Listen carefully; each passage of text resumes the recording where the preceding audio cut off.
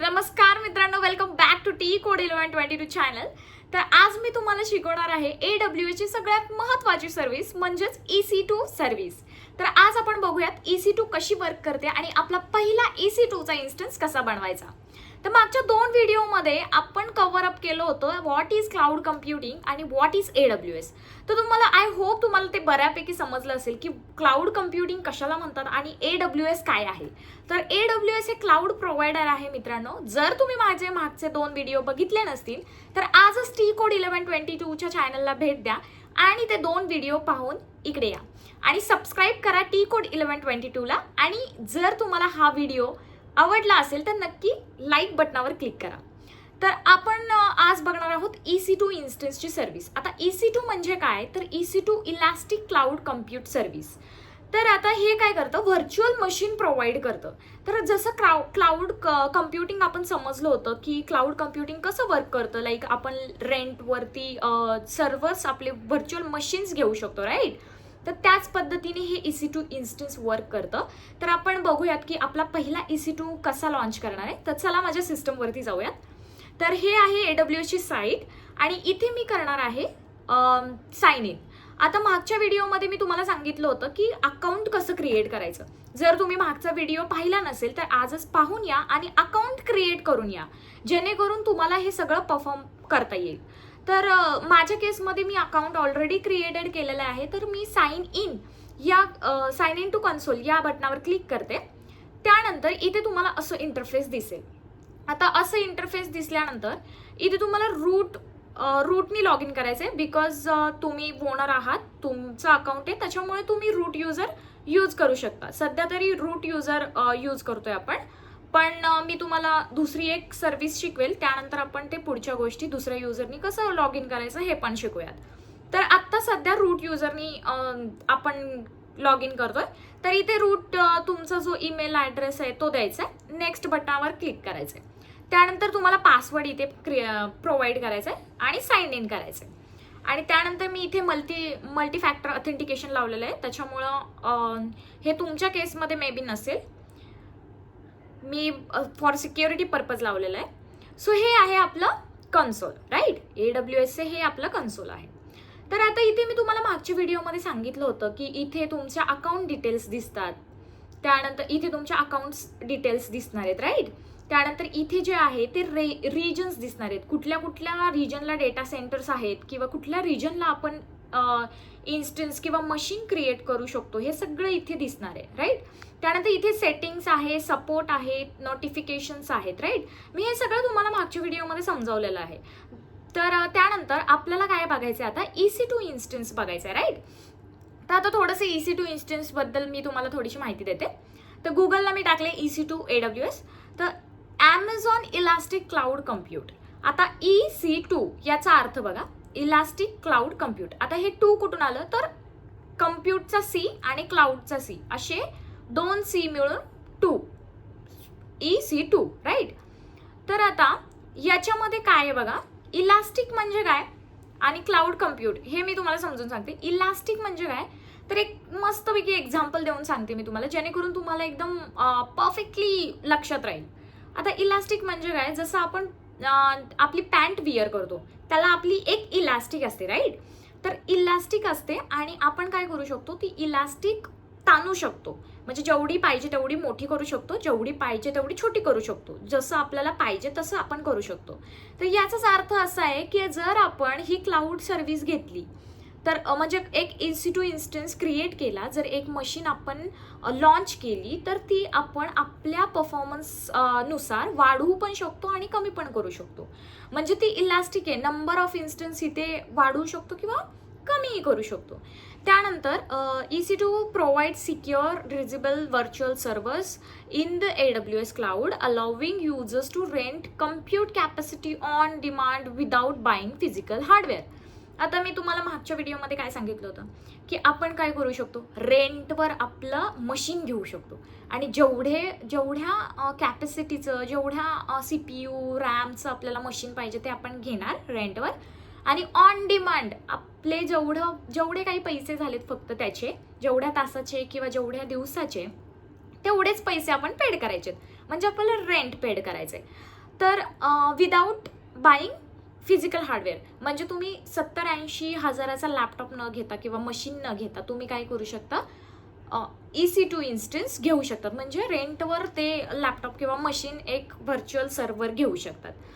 त्यानंतर it support various operating system, Linux, Windows and scales automatically. Pricing include on demand, reserve and spot options to be optimize cost.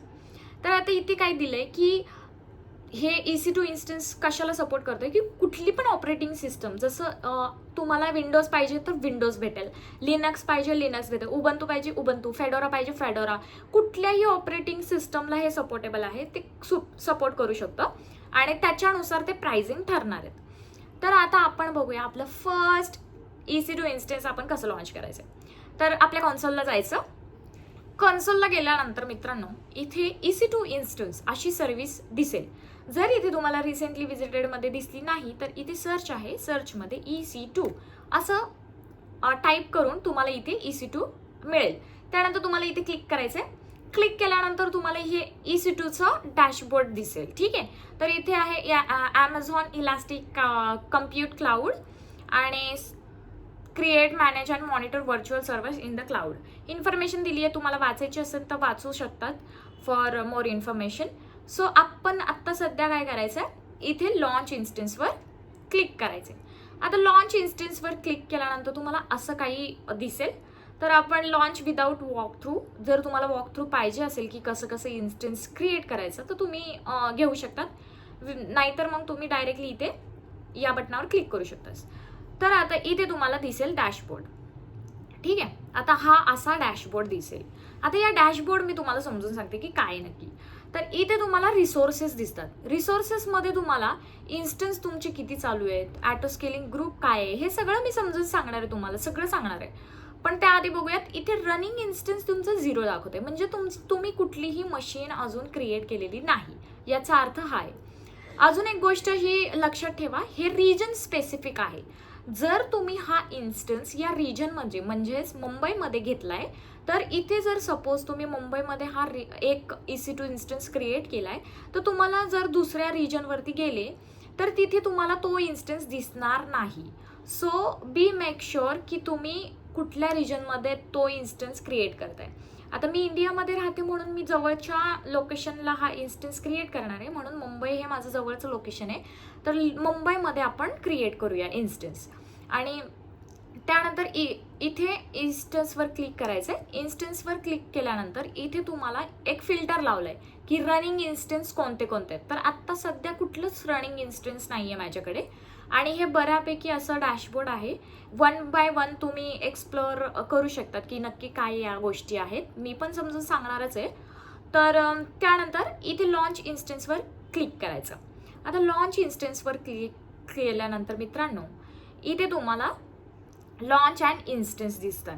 Launch and instance, त्यानंतर name द्यायचं. इथे तुम्ही काहीही name देऊ शकतात. तर मी आत्ता TCode 1122 देते, आपल्या चॅनलचं नाव TCode 1122 असं देते. त्यानंतर खाली गेल्यानंतर आपल्याला ऑपरेटिंग सिस्टम कुठली पाहिजे हे निवडायचं.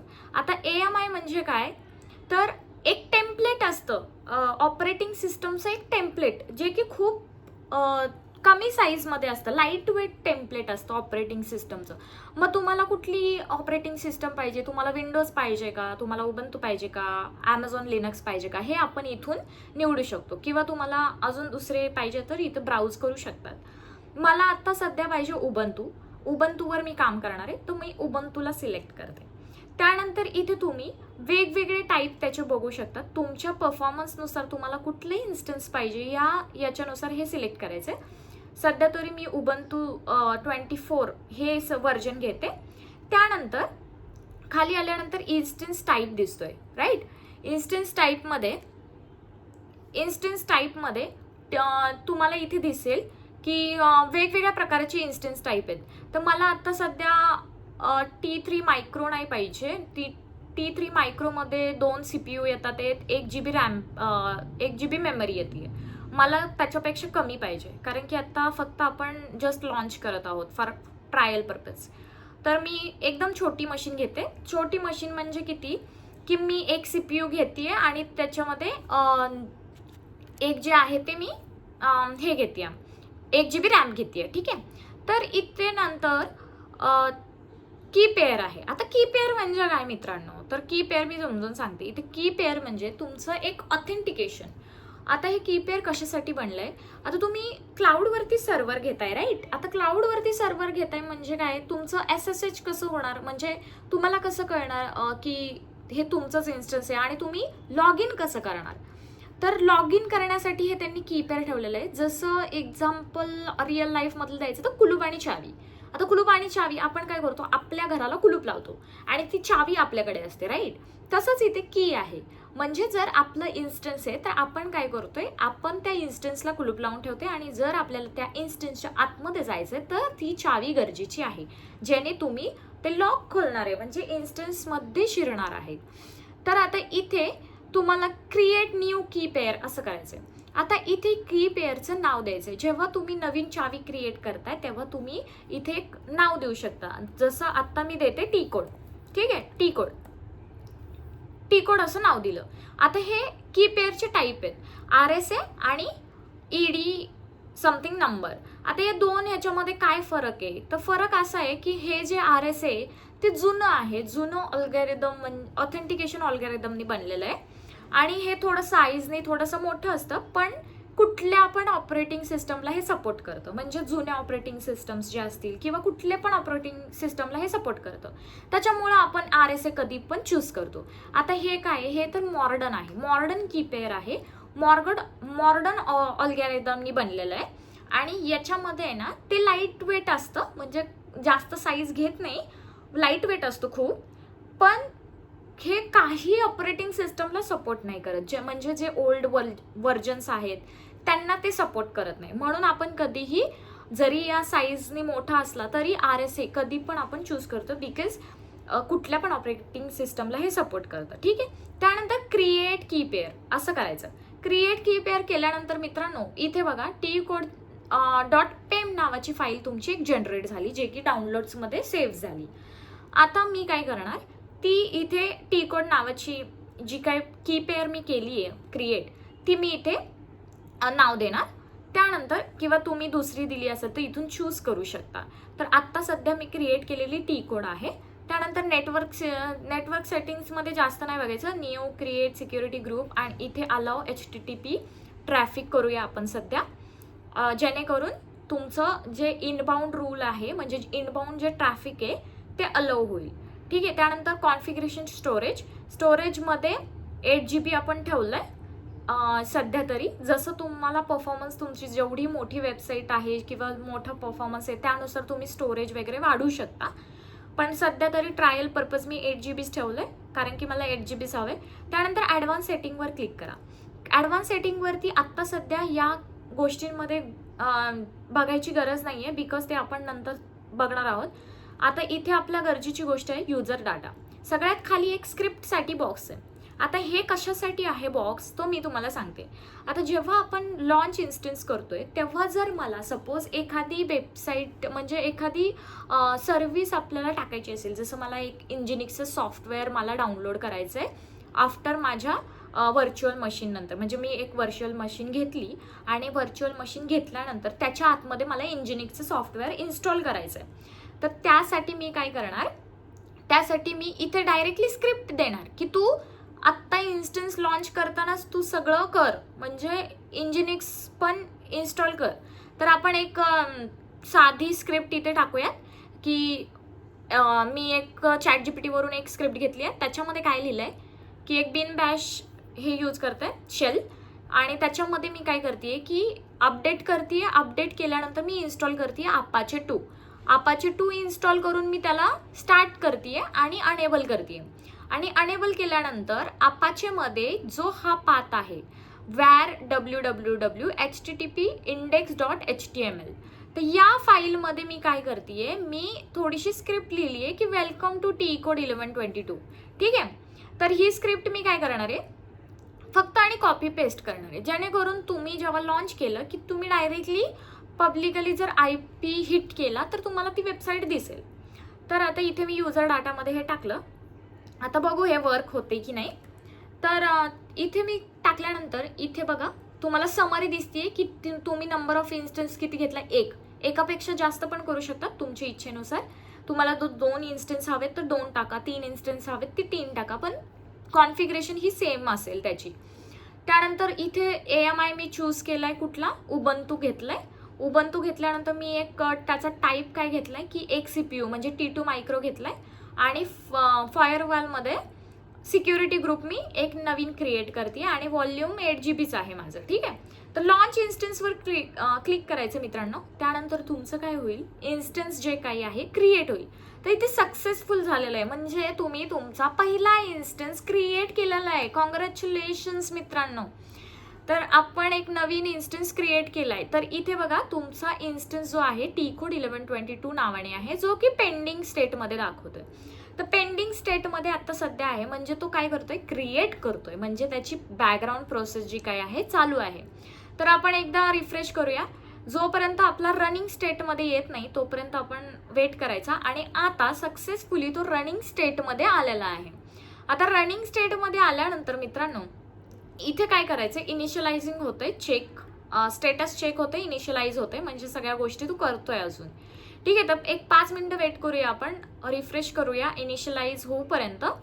त्यानंतर तुम्ही जसं या इन्स्टन्सवरती टिक कराल तसं तुम्हाला खाली सगळी डिटेल्स दिसतीये. इवन दो जर तुम्ही या ID वर गेलात, इन्स्टन्स ID वर, तरी तुम्हाला सगळ्या डिटेल्स म्हणजे डिटेलमध्ये सगळ्या डिटेल्स दिसतील. तर तुम्हाला जर याची डिटेल्स बघायची असेल तर तुम्ही सिम्पली त्या ID वर क्लिक करून इथे बघू शकतात. ठीक आहे. तर आता इथं बघितल्यानंतर मित्रांनो इथे तुम्हाला पब्लिक IP दिसतोय, प्रायव्हेट IP दिसतोय, DNS दिसतंय तुमचं, त्यानंतर VPC दिसतंय. हे VPC वगैरे इथे लक्ष नका देऊ, बिकॉज आपण वेगळी सर्व्हिस शिकणार आहोत. ते आता तुम्हाला काहीच समजणार नाही.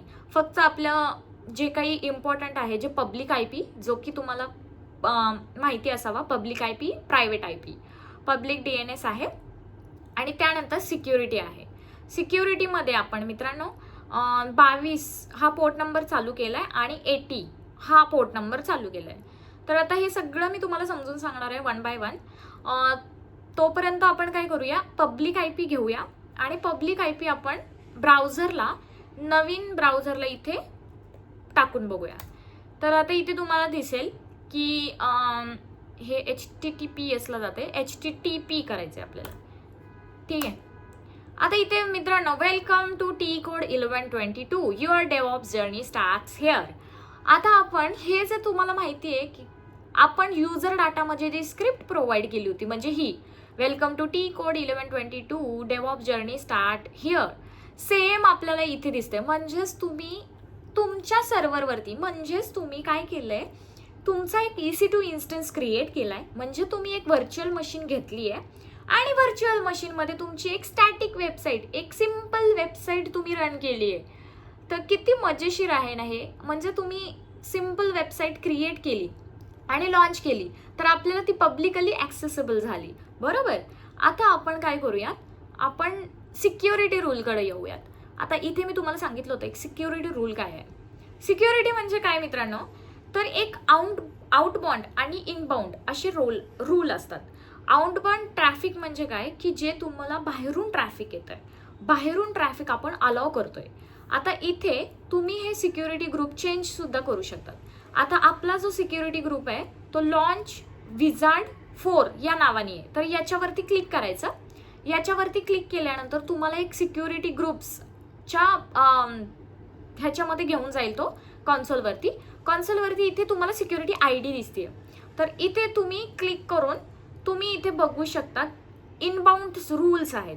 आता इनबाउंड रूल म्हणजे काय, तर आपण येणाऱ्या ट्रॅफिकला कसं हँडल करणार आहे किंवा कुठला अलाव करायचं आहे हे आपल्याला बघायचं आहे.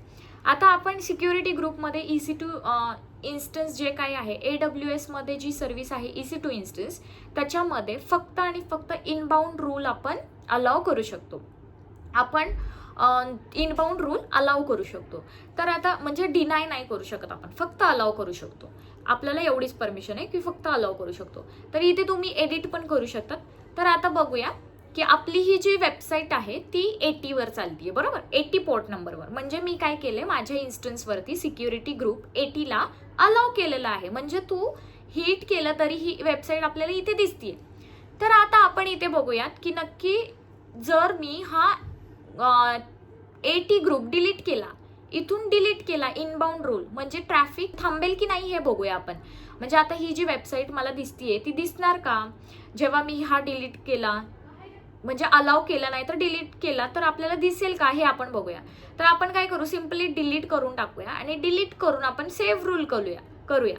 आता सेव्ह रूल केल्यानंतर मित्रांनो इथे जर बघितलं आणि मी रिफ्रेश जर केलं तर तुम्हाला इथे ती वेबसाईट ॲक्सेसेबल होणार नाही, बिकॉज आपण 80 जो पोर्ट नंबर आहे तो आपण तिथून अलाव केलेलंच नाहीये. मग आता अलाव केलं नाही त्याच्यामुळे आपण काय झालं, आपल्याला ही वेबसाईट दिसणार नाही. आता हे रिफ्रेश होतंय, मी काय करते, यालाच कॉपी करते आणि इकडे दुसऱ्या ह्याला पेस्ट करते. तर तुम्हाला इथे ती वेबसाईट रिफ्रेशच होणार, म्हणजे दिसणारच नाही. तर आता परत काय करूया, आपण परत EC2 80 ग्रुपला आहे ना, सिक्युरिटी ग्रुप 80 ला आपण अलाव करूया.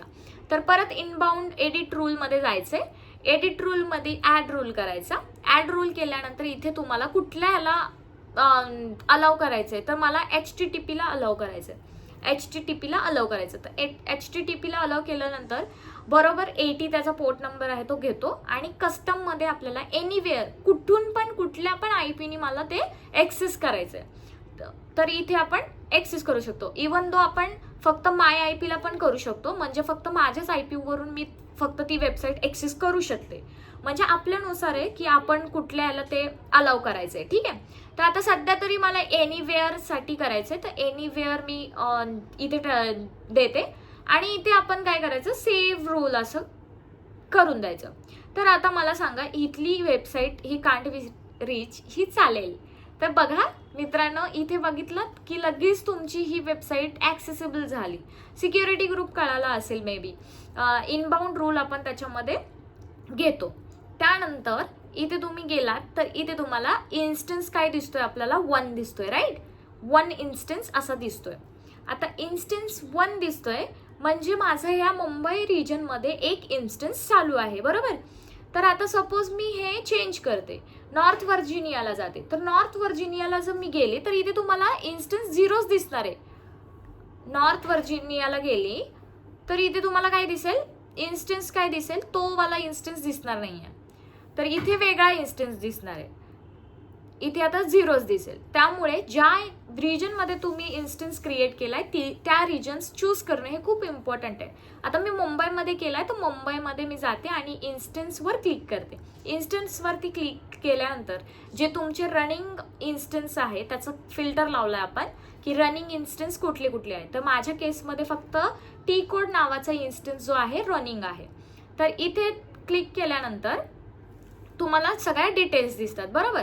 आता आपण समजून घेतलं की सिक्युरिटी ग्रुप काय असतो, डिटेल्स कशा बघायच्या, EC2 इन्स्टन्स लॉन्च कसा करायचा, सगळ्या गोष्टी आपण पाहिल्या, राईट. आता बघूया EC2 इन्स्टन्सला, म्हणजेच मी जे सर्व्हर घेतलंय त्याला आपण कनेक्ट कसं करणार आणि त्याच्या आतमध्ये आपण कसं जाणार. तर आपण SSH थ्रू जाऊया. तर मी तुम्हाला 2-3 वे सांगते. इथे याच्यावरती टिकमार्क करायचं, टिकमार्क केल्यानंतर कनेक्टवर क्लिक करायचं. कनेक्टवर क्लिक केल्यानंतर तुम्हाला हे असं पेज दिसेल. आता याच्यामध्ये EC2 इन्स्टन्स कनेक्ट असं एक ऑप्शन आहे, तिथून आपण डायरेक्टली ब्राउझरला कनेक्ट करू शकतो मित्रांनो. तर इथे मी जर ब्राउझरला क्लिक केलं तर डायरेक्टली मी कनेक्ट होऊ शकते इथे. तर इस्टॅब्लिश कनेक्शन होतंय. तर बघूयात आपण इथून. तर कॉंग्रॅच्युलेशन्स मित्रांनो, बघा आपण SSH केलं आणि आपण त्या IP ला म्हणजेच त्याच इन्स्टन्सला, जे इन्स्टन्स आपण लॉन्च केले, जी व्हर्च्युअल मशीन आपण घेतली आहे ती व्हर्च्युअल मशीन मला इथे दिसतीये. तर हा बघा, हा तुमचा पब्लिक IP आहे जो की आपण बघितला, इथला पब्लिक IP, राईट. तर आता इथे आपण काहीही करू शकतो. जसं इथे मी केलं की आपण लिनक्सच्या कमांड शिकलो, sudo apt update -y. तर आपण काय केलं, अपडेट केलं. तर अशा प्रकारे तुम्ही, हा एक वे आहे जो की EC2 इन्स्टन्स कनेक्ट करू शकता, राईट. आता दुसरा वे सांगते मी तुम्हाला, हे कट करून जाऊया. त्यानंतर इथे कनेक्टवर क्लिक करायचं. कनेक्टवर क्लिक केल्यानंतर तुम्हाला असं दिसेल आणि SSH क्लायंट. आता सपोज तुम्हाला दुसरीकडून करायचं, तुम्हाला ब्राउझरनी कनेक्ट नाही करायचं, तुम्हाला दुसरीकडून SSH क्लायंट थ्रू करायचं. आता SSH क्लायंट थ्रू करण्यासाठी मित्रांनो तुम्हाला काय करावं लागेल, एक SSH क्लायंट डाउनलोड करावं लागेल. आता इथे 2 SSH क्लायंट येतात. पुट्टीनी पण करू शकता. पुट्टी डाउनलोड हे SSH क्लायंट आहे. इथे तुम्ही फक्त पुट्टी डाउनलोड केलं की इथं पुट्टी ही डाउनलोड होते फॉर विंडोज. इथून तुम्ही करू शकता. किंवा दुसरं एक क्लायंट आहे Git Bash which is my favourite. Git Bash download हे सुद्धा डाउनलोड करू शकता. आता माझ्या केसमध्ये हे ऑलरेडी डाउनलोडेड आहे, सो मी तुम्हाला दाखवते. इथे आपण काय करणार, गिट बॅश टाकणार, गिडबॅश. तर हे मी चालू करते गिडबॅश चालू केल्यानंतर मित्रांनो असं काही इंटरफेस तुम्हाला दिसते. आता असं काही इंटरफेस दिसल्यानंतर तुम्हाला काय करायचं, आपण आठवतंय आपण जेव्हा EC2 इन्स्टन्स क्रिएट करताना की पेअर केलं होतं. की पेअर माझी कुठे डाउनलोड झाली होती, माझ्या डाउनलोड्समध्ये डाउनलोड झाली होती, बरोबर. आता डाउनलोड्समध्ये मी जर चेक केलं तर इथे माझी एक डाउनलोड्समध्ये काय आहे तर पेम नावाची फाईल आहे, म्हणजेच की पेअर आहे. तर इथे गिडबॅशमध्ये मी काय करणार, CD करून मी डाउनलोड्समध्ये जाणार. आता डाउनलोड्समध्ये आहे ना मित्रांनो, तुम्हाला आहे ना डाउनलोड्समध्ये की दिसेल. ज्या लोकेशनला माझी की आहे त्या लोकेशनला जायचं. तर सध्या मी माझ्या डाउनलोड्समध्ये आहे, जे की माझी की तिथं डाउनलोडेड आहे. तर आता काय करायचं, EC2 इन्स्टन्सवरती आपल्याला जे स्टेप्स दिल्यात त्या फॉलो करायच्यात. तर आता इथे आहे ना एक कमांड आहे SSH, ती कॉपी करायची आणि इकडे येऊन ती पेस्ट करायची. आता ही SSH कमांड काय आहे ती मी तुम्हाला समजून सांगते. आता बघा, SSH म्हणजे सिक्युअर शेल आहे. सिक्युअर शेलमध्ये आपण काय देतो, इथे आपली जी की पेअर आहे त्याचं पेमची फाईलचं नाव द्यायचं.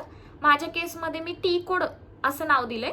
तर tcode.pem नावाची फाईल, त्याचं नाव द्यायचं. त्यानंतर आपला उबंतू सर्व्हर आहे, उबंतू सर्व्हर, आणि ही पुढे पब्लिक IP आणि आपलं जे रिजन आहे ते, ह्या सगळ्या गोष्टी दिल्या. हिट एंटर करायचं. हिट एंटर केल्यानंतर तुम्हाला तो विचारेल की तुम्ही या SSHला म्हणजे तुम्ही या मशीनला ॲक्सेस तुम्हाला करायचं आहे की नाही.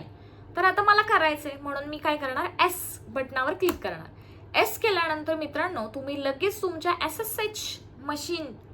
SSHनी तुम्ही कनेक्ट करू शकता तुमच्या व्हर्च्युअल मशीनला, जो की तुमचा EC2 इन्स्टन्स असणार आहे. आता आपण बघितलं इथे मी काय केलं होतं, sudo apt update -y, बरोबर. आता मी तुम्हाला सांगते, इथे आपण एक वेबसाईट क्रिएट केली होती, ही वेबसाईट, राईट. आता या वेबसाईटला मी कुठे ठेवलं होतं, इथे वेबसाईट क्रिएट करताना म्हणजे आपण जेव्हा EC2 इन्स्टन्स लॉन्च करत होतो त्यावेळेस आपण काय केलं होतं, युजर डाटामध्ये हे सगळं टाकलं होतं, अपाचे टाकला होता आणि अपाचे स्टार्ट पण केलं होतं, जे की तुम्हाला इथे ही वेबसाईट दिसतीये. आता मला काय करायचंय, वेलकम टू Tcode 1122 आणि पुढे मला लिहायचंय प्लीज सबस्क्राईब. तर आता मी कसं ॲड करणार त्याला, तर आपल्याकडे जी मशीन आहे, आता मी कुठल्या पाथवर हे सगळं ठेवलेलं आहे, index.html माझी var www HTML मध्ये आहे. तर मी इथे काय करणार, गिडबॅशला जाणार. गिडबॅशला मी काय करणार, CD करून var मध्ये जाणार. var मध्ये www.html इथे जाणार. या लोकेशनला माझी काय आहे, index.html आहे, राईट. आता मला काय करायचंय, index.html ला एडिट करायचंय. तर मी index.html ला vi करून एडिट करणार आहे. तर इथे मला काय सिम्पली ॲड करायचंय, मला की सबस्क्राईब. मला इथे काय करायचंय मित्रांनो, ॲड करायचंय प्लीज सबस्क्राईब. आणि प्लीज माझ्या चॅनलला सबस्क्राईब करा जर तुम्हाला हा व्हिडिओ समजत असेल तर. आणि मी ज्या स्टेप्स फॉलो करते ते नक्की फॉलो करा, जेणेकरून तुमचं पण परफॉर्मन्स आणि तुमचं पण हँड्स ऑन प्रॅक्टिस होईल. आता मी दाबते इन्सर्ट मोडला जाऊन आणि त्यानंतर मी खाली येते डेव्हऑप्स हेअर आणि इथे मला काय लिहायचंय, मला फक्त लिहायचंय please do subscribe my channel.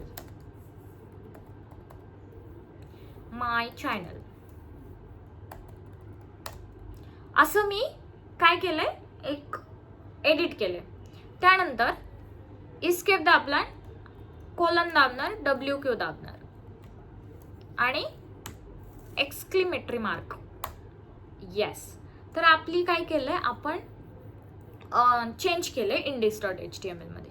तर आपण बघूया इथे आपलं रिफ्लेक्ट होतंय का. बूम, वाव, झालं, रिफ्लेक्ट झालं. म्हणजे आपण काय केलं, आपल्या व्हर्च्युअल मशीनमध्ये एक वेबसाईट टाकली, वेबसाईटमध्ये चेंजेस पण केले. Welcome to TCode1122. Your DevOps journey starts here. Please do subscribe my channel. This is Marathi content. तर मित्रांनो, इथे तुम्हाला सांगतंय की प्लीज डू सबस्क्राईब. माझ्या चॅनलला प्लीज सबस्क्राईब करा, जेणेकरून तुम्हाला मराठीतून कंटेंट शिकायला भेटतंय. तर अशा प्रकारे आपण गिटबॅश थ्रू SSH करून आपल्या व्हर्च्युअल मशीनला कनेक्ट केलेलं आहे आणि कनेक्ट करून आपण काय केलंय, index.html आपण चेंज केलेली आहे. तर यानुसार आपण आपलं व्हर्च्युअल मशीन क्रिएट करू शकतो. आता बॅक टू आपल्या व्हर्च्युअल मशीनकडे येऊयात. त्यानंतर इथे क्लिक केल्यानंतर तुम्हाला डॅशबोर्ड दिसतोय. आता मला काय करायचंय, सगळं माझं काम झालंय, राईट. आता माझं काम झालेलं आहे आणि मला काय करायचं, हे इन्स्टन्स तसंच रनिंग नाही ठेवायचं, बिकॉज नाहीतर मला AWS चार्ज करेल. म्हणून जेव्हा पण तुमचं काम होतं त्यावेळेस नेहमी लक्षात ठेवा की हे स्टॉप किंवा टर्मिनेट करून टाकायचं. आता जेव्हा तुम्ही हे स्टॉप करता तेव्हा तुमचं सर्व जे काही केलेलं काम आहे, जसं की मी इथे index.html किंवा टाकलंय, तर हे मला जर असंच्या असं सेव्ह पाहिजे तर मी इथून स्टॉप करणार. बट जर मला इथून काहीच नाही पाहिजे, म्हणजे हे सगळं उडवायची आहे मशीन मला, तर मी काय करणार, टर्मिनेट करणार. तर इथे तुम्हाला इन्स्टन्स स्टेट असं दिसतंय. तर इथे पहिला चेकमार्क करायचं. चेकलिस्ट केल्यानंतर इथे तुम्हाला इन्स्टन्स स्टेटवर क्लिक करायचं आहे आणि इथे तुम्हाला 3 ऑप्शन्स दिसतील, stop instance, reboot instance, terminate instance. तर स्टॉप इन्स्टन्स केल्यानंतर तो टेम्पररी स्टॉप होतो, तो उडणार नाही, डिलीट नाही होणार सर्व्हर. जे काही तुम्ही त्याच्यात मध्ये काम केलेलं आहे ते तसेच तसंच राहणार, फक्त आणि फक्त स्टॉप होणार. आणि जेव्हा तुम्हाला स्टार्ट करायचं ते स्टार्ट करू शकतात. दुसरा आहे रिबूट इन्स्टन्स. रिबूट इन्स्टन्स म्हणजे तुम्ही रिस्टार्ट करताय बेसिकली, जसं आपण फोन रिस्टार्ट करतो फॉर बेटर परफॉर्मन्स, तसं तुम्ही तिथून रिस्टार्ट करू शकता, रिबूट करू शकता. त्यानंतर टर्मिनेट, डिलीट इन्स्टन्स. हे आपल्याला लक्षात ठेवायचंय. जर तुम्ही प्रोजेक्ट केलाय EC2 इन्स्टन्सवरती आणि त्यानंतर तुम्ही टर्मिनेट करताय, तर लक्षात घ्या तुमचं जेवढा केलेलं काम आहे ते सगळं डिलीट होणार आहे, परत तुम्हाला ते एक्सेसिबल नाही. त्यामुळं जर तुम्हाला ते एक्सेसिबल पाहिजे तर स्टॉप करून ठेवा. आणि जर तुम्हाला या मशीनची आता गरज नाही आहे, आता माझं सगळं शिकून झालेलं आहे काम, तर आता मला काय करायचं आहे, सिम्पली मला हे EC2 इन्स्टन्स टर्मिनेट, डिलीट करून टाकायचं आहे, बिकॉज आता मला झालं आहे माझं काम. तर इथे मी काय करणार, डिलीट इन्स्टन्सवर क्लिक करणार. तर इथे तुम्हाला विचारते की तुम्हाला खरंच करायचं आहे का डिलीट, तर येस, टर्मिनेट दिस मशीन. आणि हे खूप इम्पॉर्टंट आहे. जर तुम्ही तसंच EC2 इन्स्टन्स जर चालू ठेवलं तर तुम्हाला AWS चार्ज करेल आणि तुम्हाला ते बिल पेड करावं लागेल मित्रांनो. सो तुमचे जर पैसे वाचवायचे असतील तर तुम्ही या मशीनला डिलीट किंवा स्टॉप करून ठेवा, जर तुम्ही त्याच्यावरती काम करत नाही आहे. सो बघा, मी तुम्हाला हे पण सांगते, म्हणजे बेस्ट प्रॅक्टिसेस सांगते बेसिकली. सो या बेस्ट प्रॅक्टिसेस आहेत की जेव्हा पण तुमचं काम झालं तेव्हा इन्स्टंट स्टॉप किंवा बंद करून ठेवायचा, बिकॉज चार्ज करेल. आणि जर तुमची वेबसाईट तुम्हाला 24/7 रनिंग पाहिजे तर तो इन्स्टन्स कायमस्वरूपी रनिंग राहील आणि AWS मस्त तुम्हाला दमकेदार चार्ज करेल. ठीक आहे. तर अशा प्रकारे आपण एक EC2 इन्स्टन्स आज शिकलेलो आहोत. तर कॉंग्रॅच्युलेशन्स मित्रांनो, तुम्ही तुमचा पहिला EC2 इन्स्टन्स हा लॉन्च केलेला आहे AWS वरती. आणि जर तुम्हाला हा व्हिडिओ आवडला असेल तर नक्कीच कमेंट बॉक्समध्ये कमेंट करा आणि काही शंका असेल तरी पण मला रीच आउट करा. जर कुठल्या गोष्टी तुम्हाला अडत असतील EC2 क्रिएट करताना तर तुम्ही मला कमेंट बॉक्समध्ये विचारू शकतात आणि तुम्ही मला इंस्टाग्रामवरती पण रीच आउट करू शकतात. आणि त्यानंतर सबस्क्राईब करा आपल्या TCode1122 चॅनलला. तर thank you so much for watching. आणि अशा प्रकारे आपण इथेच आज थांबूयात. पुढील भागात आपण घेऊयात वेगळी सर्व्हिस. तर आय होप तुम्हाला EC2 इन्स्टन्स समजली असेल. नक्की कमेंट बॉक्समध्ये कमेंट टाकायला विसरू नका की तुम्हाला EC2 इन्स्टन्स सर्व्हिस कशी वाटली. तर thank you so much for watching. Bye bye.